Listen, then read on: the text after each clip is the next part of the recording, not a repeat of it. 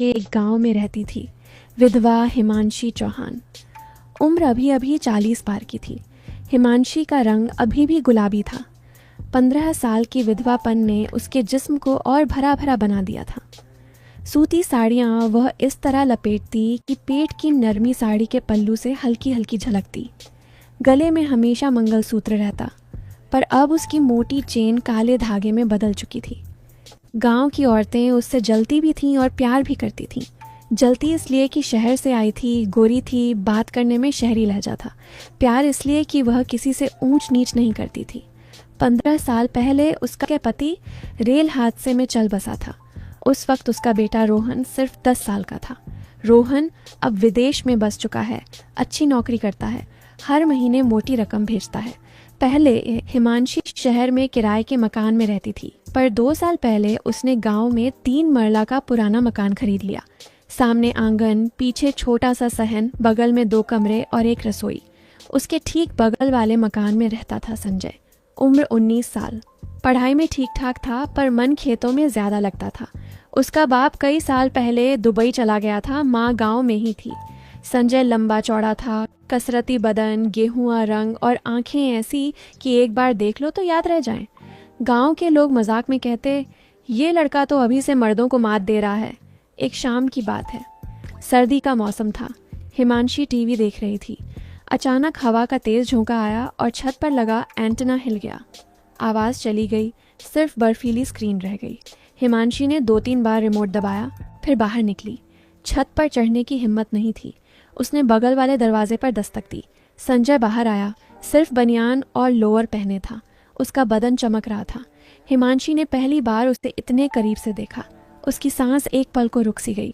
हिमांशी ने कहा, बेटा, हमारे यहाँ टीवी की आवाज़ चली गई है। छत पर एंटेना हिल गया लगता है, तुम देख लोगे क्या? संजय ने मुस्कुराते हुए सिर हिलाया और बोला, आंटी जी आप चिंता मत करो, मैं अभी देखता हूँ। हिमांशी ने उसे अंदर आने दिया। संजय सीढ़ी लेकर छत पर चढ़ गया। हिमांशी नीचे खड़ी देखती रही। उसकी नज़र संजय के चौड़े कंधों पर अटक गई। बनियान के नीचे उसकी कमर पतली थी। फिर हिमांशी ने जल्दी से नज़रें फेर लीं। 10 मिनट में काम हो गया। संजय नीचे उतरा। उसके माथे पर हल्की पसीने की बूंदें थीं। हिमांशी ने रुमाल निकाला और बिना सोचे उसका माथा पोंछ दिया। संजय एकदम से सिहर गया। उसकी आंखें हिमांशी की आंखों में टकराईं। 2 पल कोई बोला नहीं। हिमांशी ने खुद को संभाला और बोली, बहुत बहुत शुक्रिया बेटा, चाय पियोगे? संजय ने कहा, आंटी जी चाय तो बनती है। रसोई में हिमांशी चाय बना रही थी। संजय दरवाजे पर खड़ा देख रहा था। हिमांशी की साड़ी का पल्लू बार बार सरक रहा था। संजय की नज़रें वहां चिपक जाती, फिर झेंप जाता। हिमांशी को पता था कोई देख रहा है। उसने जानबूझकर पल्लू नहीं संभाला। चाय पीते हुए दोनों बातें करने लगे। हिमांशी ने पूछा, पढ़ाई कैसी चल रही है? संजय ने कहा, बस ठीक ठाक आंटी जी, अब तो मन खेतों में ज़्यादा लगता है। हिमांशी ने हंसते हुए कहा, अरे अभी तो तुम्हारी उम्र है पढ़ने लिखने की, खेत तो बाद में भी संभाले जा सकते हैं। संजय ने चाय का कप रखा और बोला, आंटी जी आप अकेली रहती हो ना, कभी कुछ काम हो तो बेझिझक बुला लिया करो, मैं तो बगल में ही हूँ। हिमांशी ने उसकी आंखों में देखा और धीरे से कहा, ठीक है बेटा, अब तुम्हें ही मेरा सहारा बनना पड़ेगा। उस दिन के बाद बातें बढ़ने लगीं। सुबह सुबह संजय आंगन में झाड़ू लगा देता। कभी हिमांशी के लिए बाजार से सामान ले आता। हिमांशी उसे खाने को कुछ न कुछ खिलाती। गांव के लोग देखते, मुस्कुराते, कुछ कुछ कहते भी, पर हिमांशी को कोई फर्क नहीं पड़ता था। एक दिन हिमांशी कपड़े धो रही थी। सहन में टब रखा था। संजय आया और बोला, आंटी जी पानी कम पड़ गया लगता है, मैं कुएं से भर लाता हूँ। हिमांशी ने कहा, अरे रहने भी दो, मैं मंगवा लूँगी। संजय ने कहा, नहीं आंटी जी आप आराम करो। न वो बाल्टी लेकर कुएं पर चला गया। जब लौटा तो उसकी बनियान पूरी गीली हो चुकी थी, बदन से चिपक गई थी। हिमांशी ने देखा तो उसका दिल जोर से धड़क गया। संजय ने बाल्टी रखी और बोला, लो आंटी जी पानी। हिमांशी ने कहा, तुम भी पूरी तरह भीग गए, जाओ कपड़े बदल लो वरना सर्दी लग जाएगी। संजय ने शर्माते हुए कहा, आंटी जी आपकी ही सेवा में तो भीगा हूँ। हिमांशी हंस पड़ी। उसने अंदर जाकर एक पुराना कुर्ता निकाला और बोली, ये लो मेरे बेटे का है, तुम्हारे ऊपर फिट आ जाएगा। संजय कमरे में गया बदलने। हिमांशी बाहर खड़ी रही। उसका दिल कुछ कुछ कह रहा था। जब संजय बाहर आया तो कुर्ता उसके बदन पर ऐसा लगा जैसे कोई मर्द पहली बार उसके घर। हिमांशी ने नजरें नीची कर लीं। फिर धीरे धीरे रातें भी बातों में कटने लगीं। हिमांशी छत पर कपड़े सुखाने जाती तो संजय भी अपनी छत पर आ जाता। दोनों दीवार के सहारे खड़े होकर बातें करते, कभी चांद को देखते, कभी तारों को। हिमांशी को लगता 15 साल बाद उसकी जिंदगी में कोई अपना साया लौट आया है। एक रात बहुत ठंड थी। हिमांशी छत पर थी। संजय भी आ गया। दोनों कंबल ओढ़कर दीवार से सटकर बैठ गए। हिमांशी ने कहा, संजय, तुम्हें ठंड नहीं लग रही? संजय ने कहा, आंटी जी, आपके पास बैठा हूं तो ठंड कहाँ लगेगी? हिमांशी ने उसकी तरफ देखा। संजय की आंखें चमक रही थीं। हिमांशी ने धीरे से अपना कंबल उसकी तरफ सरकाया। अब एक ही कंबल में दोनों थे। उनके कंधे आपस में टच हो रहे थे। हिमांशी की सांस तेज चलने लगी। संजय ने भी कुछ नहीं कहा, बस चुपचाप बैठा रहा। उस रात हिमांशी सो नहीं पाई। 15 साल बाद कोई मर्द इतने करीब था, पर उसने खुद को बहुत समझाया। नहीं हिमांशी, ये गलत है। ये बच्चा है, तेरे बेटे के बराबर है। अगले दिन सुबह संजय फिर आया। हिमांशी ने उसे देखते ही नजरें झुका ली। संजय ने कहा, आंटी जी, रात को नींद आई कि नहीं? हिमांशी ने कहा, हाँ बेटा, बहुत अच्छी नींद आई, पर उसकी आवाज़ में झिझक थी। संजय ने समझ लिया। उसने मुस्कुराते हुए कहा, आंटी जी, अगर कभी रात को डर लगे तो मुझे आवाज़ दे देना, मैं तुरंत आ जाऊंगा।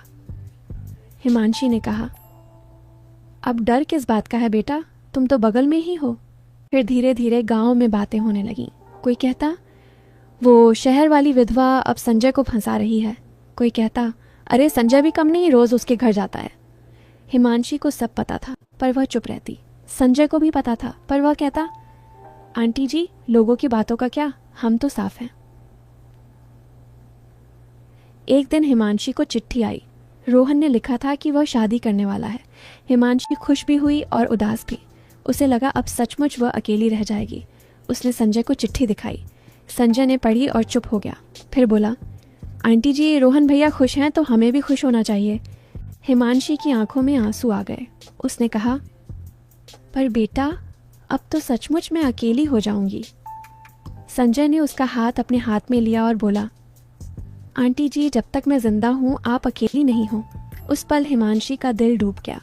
उसने संजय के हाथ को दबाया और कहा, सच कह रहा है ना? संजय ने कहा, पूरा सच आंटी जी। फिर दोनों चुप हो गए। बाहर बरगद के पेड़ पर कौए बोल रहे थे। हिमांशी का हाथ अभी भी संजय के हाथ में था। उस दिन के बाद से हिमांशी के घर का दरवाज़ा संजय के लिए 24 घंटे खुला रहने लगा। संजय भी अब बिना पूछे आता, चाय पीता, कभी खाना खा लेता, कभी हिमांशी के साथ आंगन में बैठकर पुरानी फिल्मी गाने सुनता।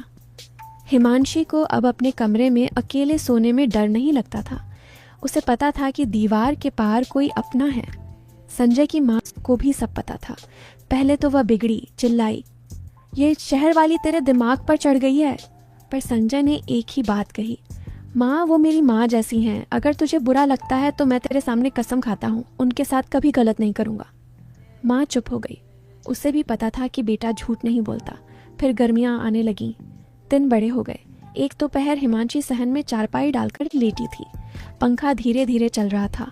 उसका पल्लू सरका हुआ था। दरवाज़ा खुला था। संजय बिना आवाज़ किए अंदर आया और उसे ऐसे देखकर एकदम ठिठक गया। संजय की सांस रुक गई। हिमांशी ने आंखें खोली और उसे देखकर हड़बड़ा गई। उसने जल्दी से साड़ी ठीक की और बोली, अरे संजय, तू कब आया? आवाज़ भी नहीं दी। संजय ने नज़रें नीची कर ली और बोला, सॉरी आंटी जी, दरवाज़ा खुला था तो मैं सोचा मैं बाद में आता हूँ।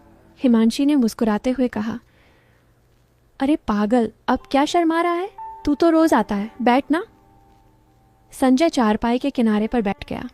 हिमांशी ने साड़ी ठीक की, पर पल्लू जानबूझकर थोड़ा नीचे रखा। उसकी गहरी गर्दन और हुक दिख रहा था। संजय की नज़र बार बार वहीं जा रही थी। हिमांशी ने देख लिया। उसने धीरे से कहा, क्या देख रहा है बेटा? संजय लाल हो गया और बोला, कुछ नहीं आंटी जी, बस यूं ही। हिमांशी ने हंसते हुए कहा, अब मैं तेरी माँ जैसी हूँ ना?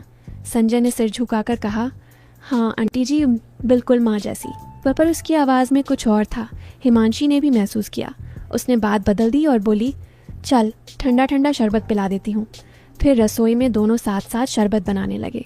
हिमांशी ने गिलास में बर्फ़ डाली। संजय पीछे खड़ा था।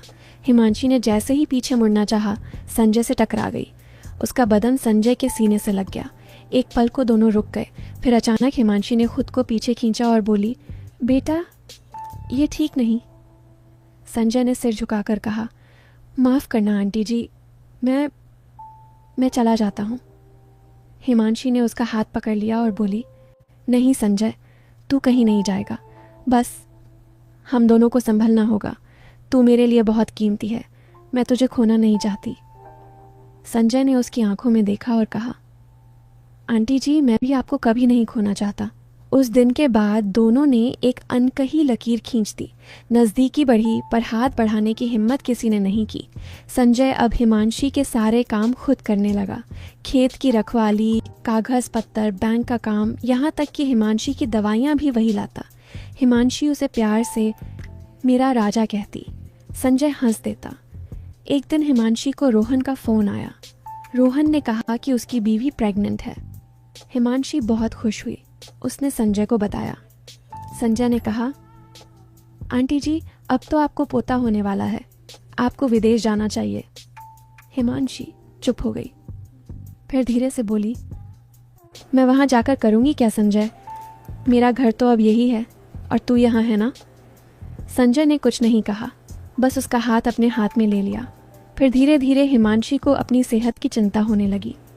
रात को पैरों में दर्द होने लगा, कभी सीने में घबराहट होती।